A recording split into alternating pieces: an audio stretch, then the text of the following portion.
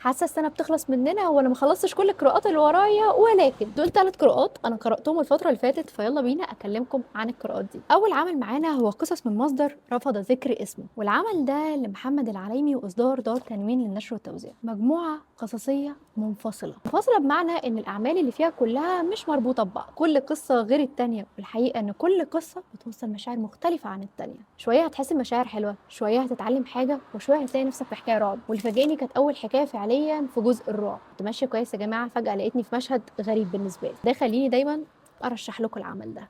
لو انت قارئ مبتدئ فالعمل ده هيبقى حلو ليك، ولو انت قارئ بقالك مده هتفصل بالعمل ده بين الاعمال التقيله. اللي عارفني عارف ان انا كنت الفتره اللي فاتت هموت واقرا الاحسان عبد القدوس، وفعليا جبت له اول عمل واتفاجئت ان هو مش روايه وانه قصص، وهو امبراطوريه ميم. العمل ده جبته من مكتبه ملهم، واظن المكتبه دي انا دايما برشحها لكم عشان اعمالها هناك كلها اصليه، اضافه ان هم بيعملوا كمان خصومات كل فتره لذيذه. فخليني اقول لكم تجربتي كاول عمل قراته الاحسان عبد القدوس. حقيقي انا حبيت قلم، بس محتاجه ان انا اقرا له روايه عشان اعيش تفاصيل ومشاعر اكتر في السرد. قصص هنا كانت مختلفه عن بعضها، مش كلها عجبني بعضها، ولكن فعليا لو حابب تبدا الاحسان عبد القدوس فممكن تبدا بالعمل ده. تالت عمل معانا وهو ذا بوك اوف لاف، والعمل ده خلونا نتكلم عنه في فيديو لوحده، ولكن دي مجموعه القراءات اللي انا قراتها خلال الفتره اللي فاتت. فانتظروا معايا الفيديو التاني وانا بكلمكم عن اخر كتاب قراته، كمان هبقى اشارككم الفتره دي انا بقرا ايه.